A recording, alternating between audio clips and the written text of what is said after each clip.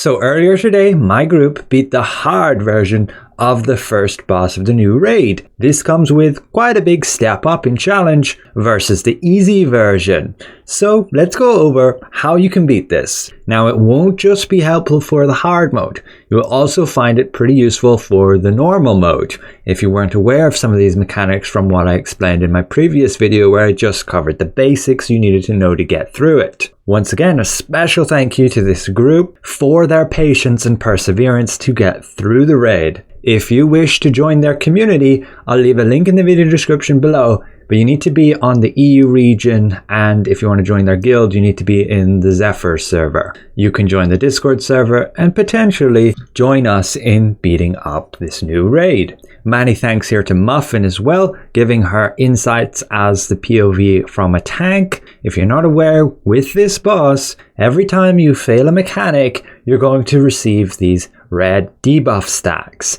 And when you receive 30 of them, you will get petrified. You won't be able to move, you'll take damage over time, and you can ultimately just get killed by other mechanics very easily, as you will not be able to be healed during that period. Every third basic attack of this boss is one of those line attacks as you see on the ground. It is also very important to note, if that line attack ever hits a statue, boom, it will be a wipe. When a player gets an eye above their character, the boss is going to target them, and it will depend where they are positioned. You can see this player is back here, and since he's not close enough to the boss will jump back and do directed line attacks towards that player.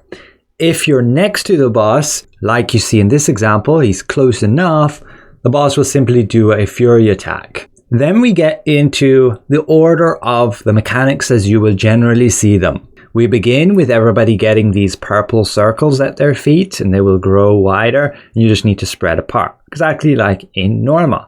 And then you need to block 2 fury attacks back to back, followed by a wrath attack. Then everybody receives these colored circles, and again the statues will appear. There'll be more this time, and you need to interact with them. You can get through it quicker interacting with them if there are 2 players. I got bugged out here with my fireball. After that, you need to prepare for the donut mechanic. Now you will get this in normal, but you generally won't notice it as much as you can just easily tank it. But it's when you get this wrath attack, he will now do that donut. You see the first pattern, the second pattern, and the third pattern.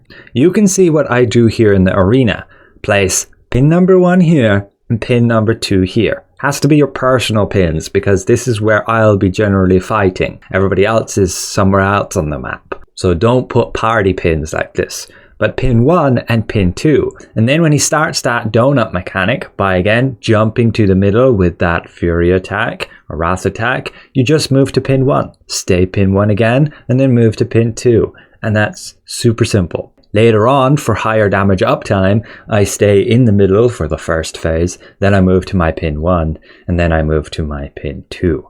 And that's an easy way to find your safe spots. Again, if you get hit by the donut, you will get 30 debuff stacks and immediately get petrified. Now after this, you do the statue mechanic. You can technically do it during the donut mechanic, but you just need to get all statues the same color and they disappear. The way we organize this, after you have those fear circles, the purple circles, and everybody gets their colored circle, you have a quick look at what's the most dominant color right here that everybody has. It looks like it's blue, so you call blue.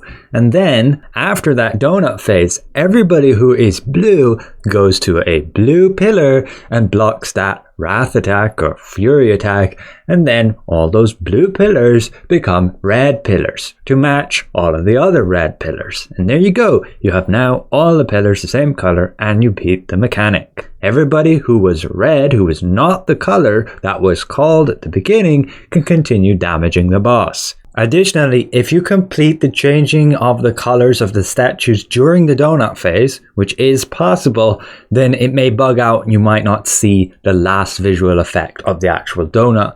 but just move accordingly to like your pin. So after you've done that first statue phase, completed it successfully, then you're going to have most likely another donut phase somewhere in the middle before you get a second statue phase. This donut, however, you need to be aware is a little bit different. It might catch you off guard, but if you simply go with the strategy of going to pin 1, staying there twice, and then moving to pin 2, you will also avoid it. Again, the boss will signify when he's going to do that phase by jumping to the middle of the arena and doing that wrath attack. That's the first part of the donut. Stay out. Second part, you can also stay out again and then move a little bit in for the donut. And that's it. After that, you will get another fear circle mechanic followed by the statue mechanic. Now, depending on the health of the boss, this will determine what happens in phase 2 for you. You can kind of cheese this fight. What you need to do is get the boss nearly to 50% and then wait until you get these fear circles. As soon as you see them, go full ham in terms of damage. And you will need to get the boss down as much as possible, so try and have as high uptime as you can in terms of damage output. In the meantime, doing the usual statue mechanic phase, interacting with them, avoiding the donut, and changing the colors so they're all the same. What this does, it allows you to skip the lightning orb phase of this boss.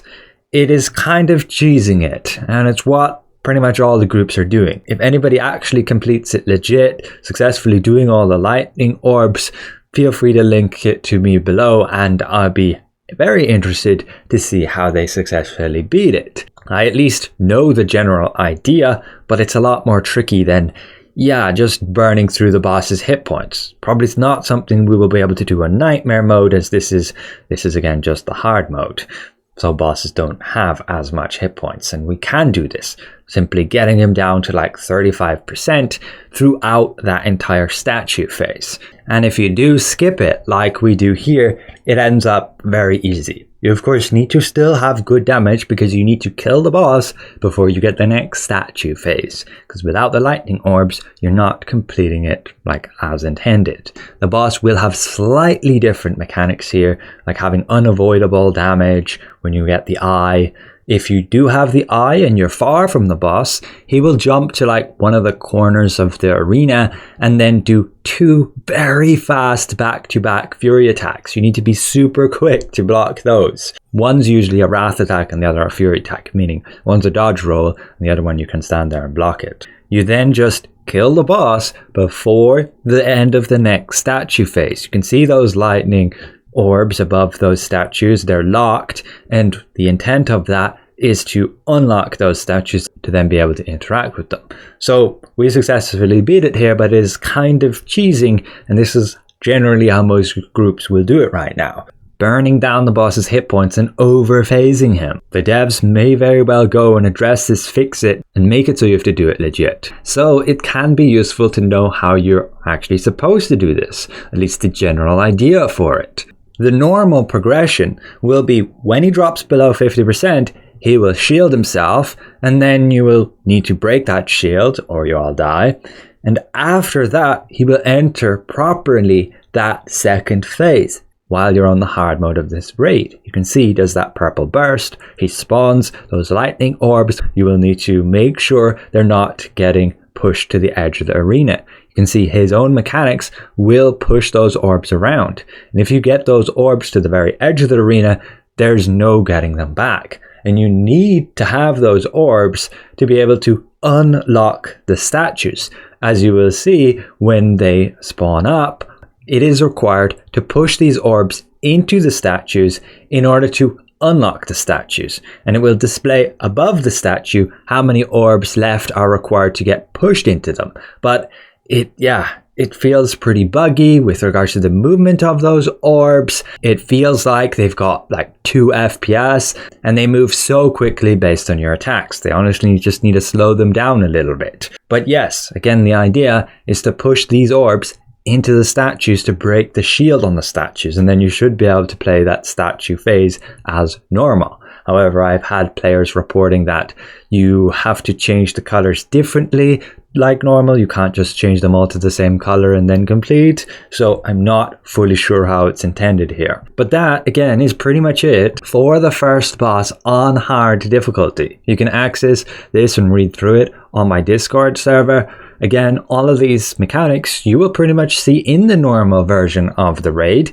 You just might not pay too much attention to them because in most cases you can ignore the damage and take those hits and continue on with the fight. Again, some extra notes from Muffin. She's a great tank here in the group. She's solo tanking it, so you have to be very careful with the stacks. If you get to 30 again, you get petrified. That's no good for anybody. So you're going to have to avoid attacks by like walking outside of the wrath attack areas, successfully dodge rolling, and otherwise this boss fight is a little bit friendly in terms of stamina because you get like half the stamina back, about that much, whenever you successfully block. And if you're too far away from the boss, you'll continue to do those line attacks. So I hope this helps. This raid is honestly a ton of fun. And right now, my group is at the second boss. We only play a few hours a day, and the group's pretty much going in blind without knowing any of the mechanics, not watching any other guides or anything. A special thank you to all my channel members for the added support, Kaya May and Ushi for recently joining, and another thank you to the group of this community, which you can join too with a link in the video description. Thank you for watching, and we'll see you guys around. Goodbye for now.